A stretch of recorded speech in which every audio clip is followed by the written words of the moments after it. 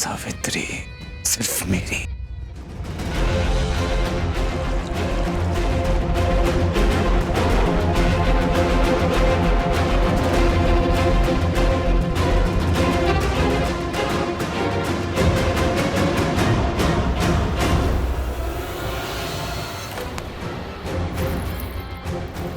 तुम सिर्फ मेरी हो सावित्री, सिर्फ मेरी, किसी और की नहीं। तुम कोई महारानी नंदिनी नहीं, मेरी सावित्री हो। और मैं यहां तुम्हें अपने साथ ले जाने आया हूं। नंदिनी!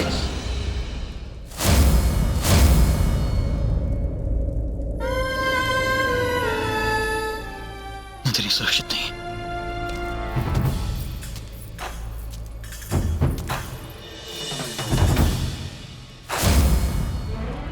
बिल्कुल सत्य कहा था तुमने धर्मा कि तुम्हारी माँ ने मेरी माँ की हत्या नहीं की थी, क्योंकि वो तो महारानी नंदिनी है ही नहीं। बिल्कुल सत्य कहा तुमने।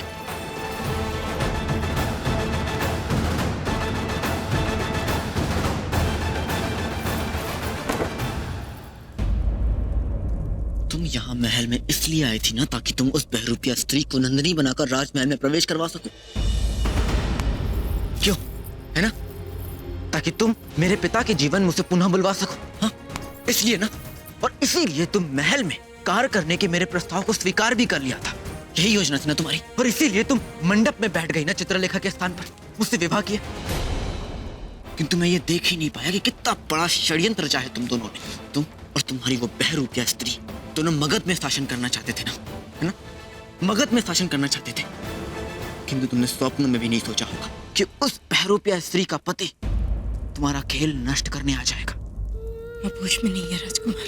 जो कुछ भी दरबार में हुआ उसके बारे में ना मुझे क्या था, ना ही महारानी नंदिनी को। एकदम चुप बस। वो बहरूपिया स्त्री महारानी नंदिनी नहीं है। तुम दोनों ने मिलकर हमें मूर्ख बनाया है। हमें। बड़ी कपटी स्त्रियां हो तुम दोनों। इस समय आपसे वाद विवाद करने का कोई लाभ नहीं। आप पर घृणा का पर्दा गिरा हुआ है और आपके हृदय में महारानी नंदिनी को लेकर के घृणा है। सत्य असत्य, उचित अनुचित, इसका आपको भेद ही नहीं हो रहा है। श्रेष्ठ को कहां जा रही है तुम? हाँ, यहीं ठहरो। जब मैं तुमसे बात कर रहा हूं तो इस प्रकार तुम वार्तालाप समाप्त करके नहीं जा सकती।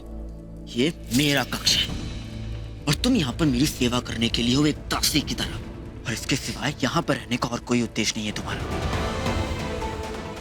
ये लो, जाकर मदिरा लेकर आओ। नहीं राजकुमार, मैं मदिरा नहीं भरूंगी। मुझे विश्राम करना है, मैं जा रही हूँ। ये मेरा आदेश है, मेरा आदेश। तुम्हें मेरा आदेश मानना होगा, अन्यथा। अन्यथा क्या? आप मुझे मार डालेंगे? मार लीजिए।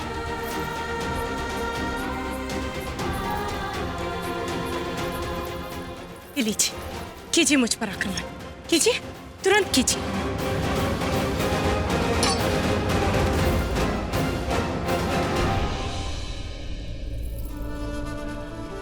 नहीं कर पाए ना आक्रमण? मैं जानती थी इतनी सरलता से आप मेरे जीवन का अंत नहीं करेंगे। आप मुझे थोड़ा थोड़ा मारेंगे, मुझे प्रताड़ित करेंगे। किंतु आपको भी एक बात स्मरण रहे राजकुमार, कि मैं इतनी सरलता से टूटूंगी नहीं।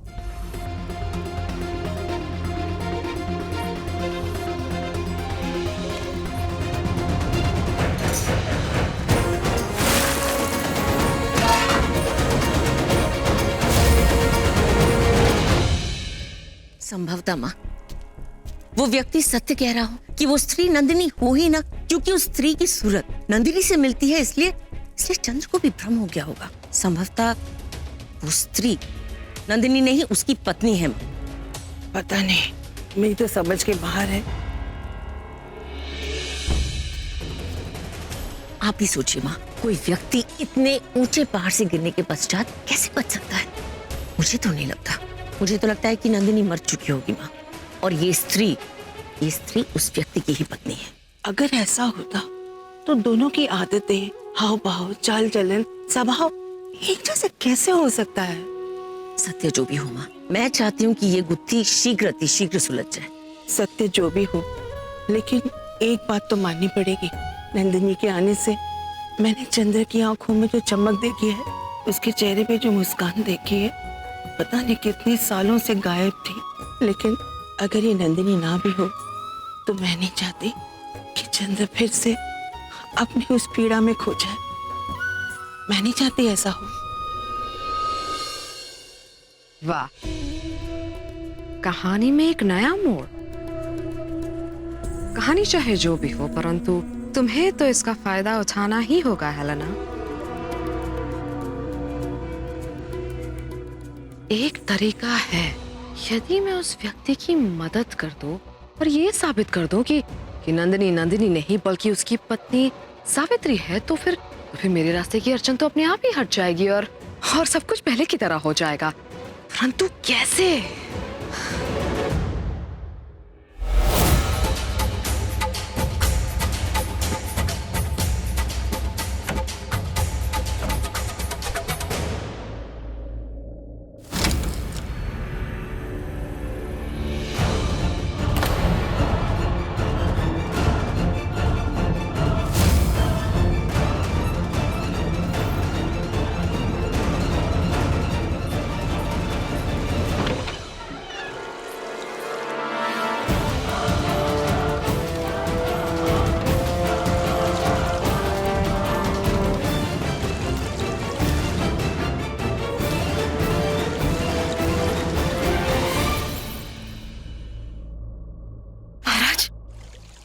क्या कर रहे?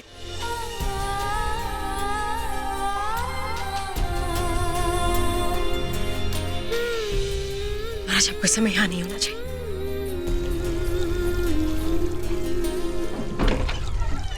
अब समय आ गया है कि इस औषधि की खुराक बढ़ाई जाए। लो, हो गया फैसला नंदिनी। अब तुम्हारे अतीत का फैसला। माँ माँ माँ माँ माँ माँ माँ ओ एलिस, क्या कर रही हो? आखिर इतने खुश क्यों हो तुम? माँ, कार्तिकेय ने मुझसे आज हमारे रिश्ते के बारे में बात की। उसने कहा कि वो इस रिश्ते को एक नया मौका देना चाहते हैं और वो हमेशा मेरे साथ रहेगा माँ। वो मुझे नहीं छोड़ेगा माँ। एलिस, हम आपके लिए बहुत ज्यादा खुश हैं। हमने आपसे कहा था ना कि हमारी तरकीब काम करेगी। अब जल्द ही नंदिनी भी मेरी जिंदगी से और इस महल से बाहर हो जाएगी।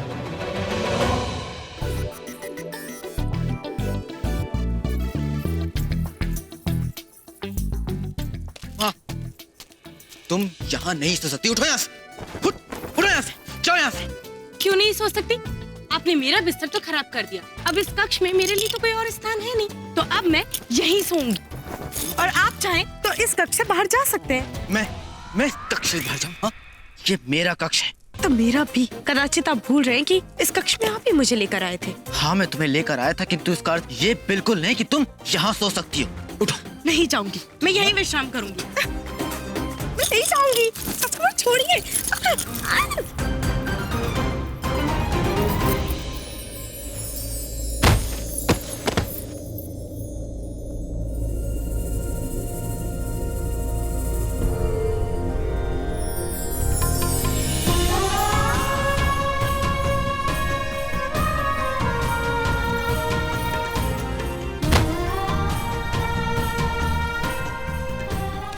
ठीक है, यदि आप इस कक्ष से नहीं जाना चाहते तो मैं ही चली जाऊंगी।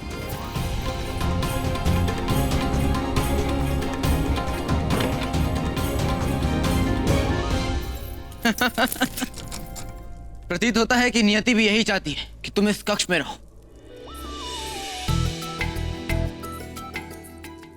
और यहाँ यहीं धरती पर विश्राम करो।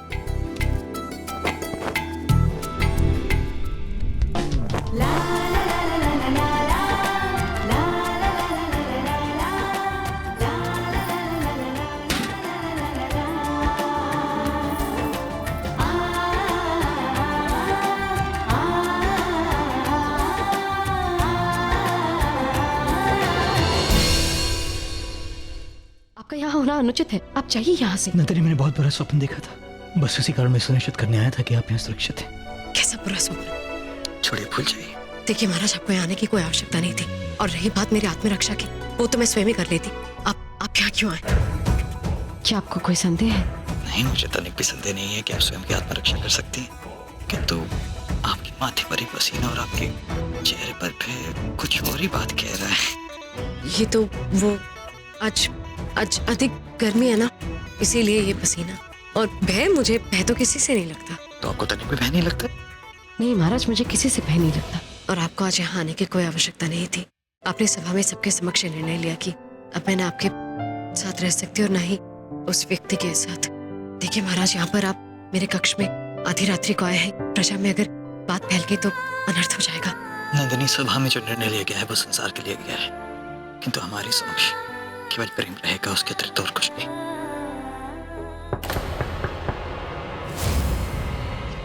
कौन हो सकता है इतनी रात्रि को?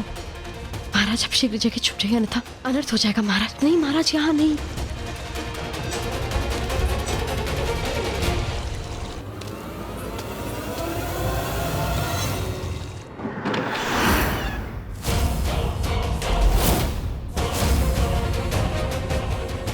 आप यहाँ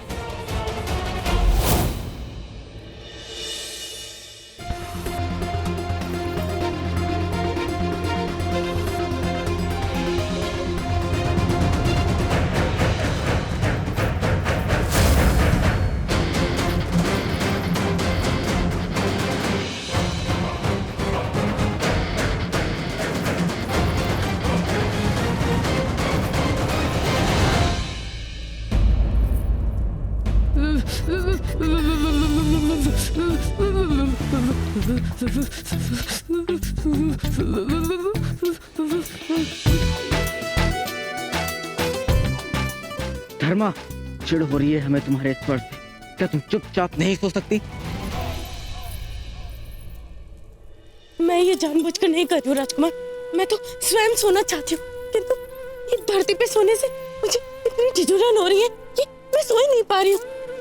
और ये द्वार भी, इसे भी आज अवरुद्ध होना। तो हमें तुम्हारी व्यर्थ की बातों में ना कोई रुचि नहीं है।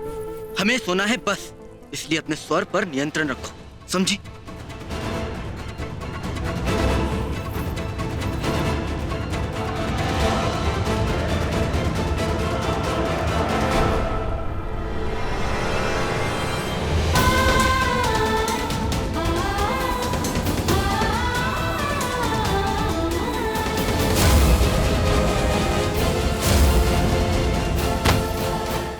आप यहाँ क्या कर रहे हैं?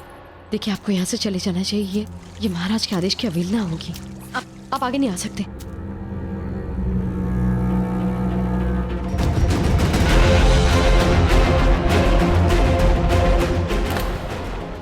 भयभीत होने की आवश्यकता नहीं है सावित्री। मैं तो केवल तुम्हारे लिए कुछ लाया था। स्मरण है तुम्हें, जब हमारा नया नया विवाह हुआ था, तुम मध्य रात्रि मुझे बोला करती थी, जाओ उस बगीचे से इमलियां तोड़ कर लाओ। और आज यदि तुम नहीं लाए तो मैं ना तुम्हें सोने दूंगी ना स्वयं सोऊंगी।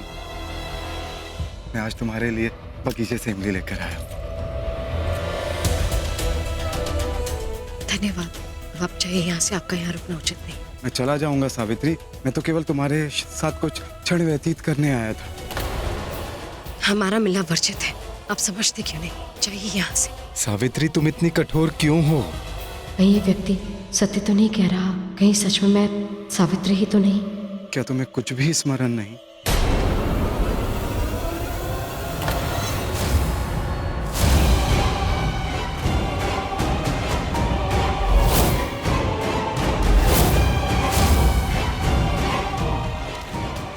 सुनिए, आप ये अनुचित है आपको।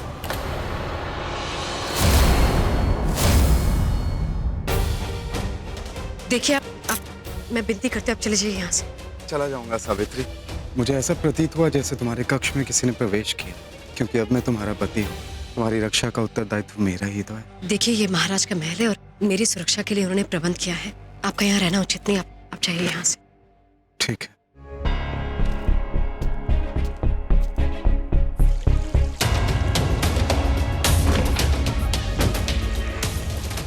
महाराज, महाराज कहाँ हैं आप?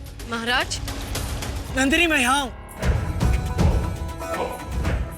महाराज, महाराज, महाराज जी, महाराज मेरा हाथ पकड़ी। मैंने पकड़ लिया, महाराज ऊपर आई। ये करने की क्या आवश्यकता थी महाराज? यदि कुछ हो जाता तो आपको।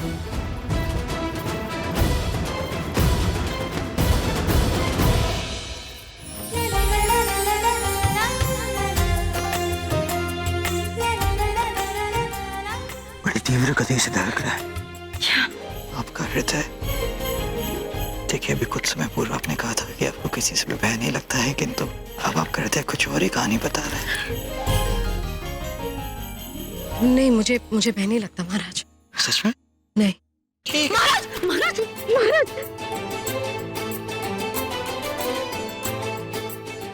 लगा न भय? चलिए अब आप नीचे उतरिए। नंदिनी, मैं तो बस थोड़ी देर आपके पास। देखिए महाराज, मैं आपसे निवेदन करती हूँ, जब तक ये स्पष्ट नहीं हो जाता कि मेरा अस्तित्व क्या है, मैं कौन हूँ, कहाँ से आई हूँ, आप इस तरह यहाँ मत आइए। ये उचित नहीं है। ठीक है, अब दर्शन करें।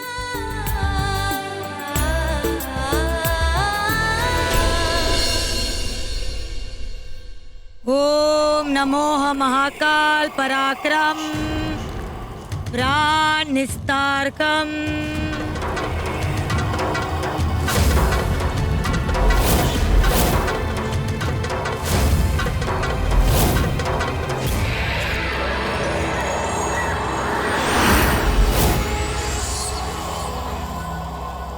क्या हुआ? रुक क्यों गए? मेरा संदेह बिल्कुल सही था। चंद्रगुप्त ने आज दरबार में जो निर्णय सुनाया वो केवल हमारा ध्यान भटकाने के लिए सुनाया। चंद्र और नंदिनी अभी भी एक साथ हैं।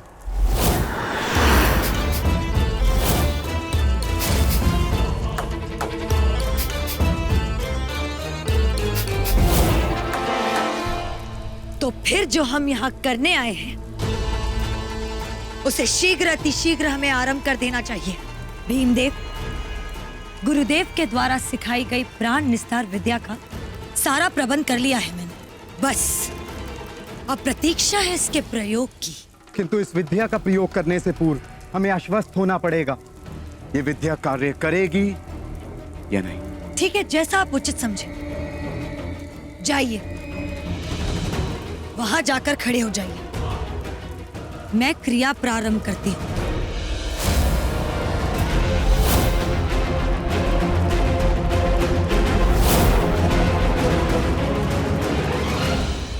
ओम नमो महाकाल पराक्रम।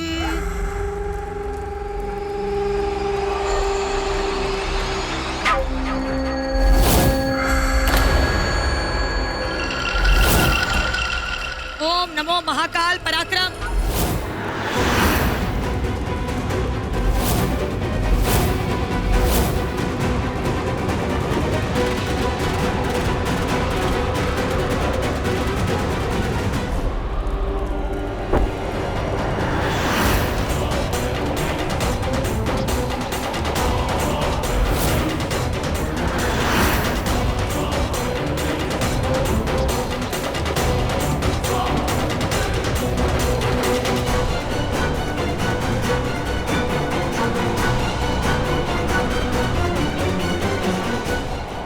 महाकाल पराक्रम प्राण निस्तारकम।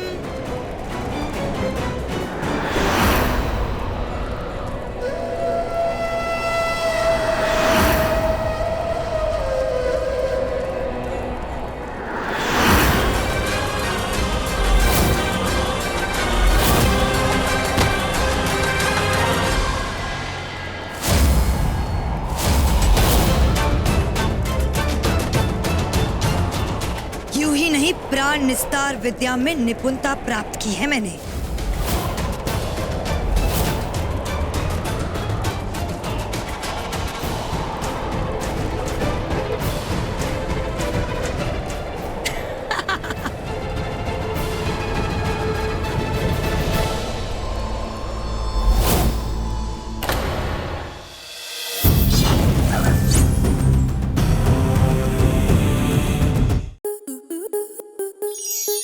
स्टार प्लस के ऐसे ही और बेहतरीन लम्हे देखने के लिए सब्सक्राइब करें हमारे YouTube चैनल को।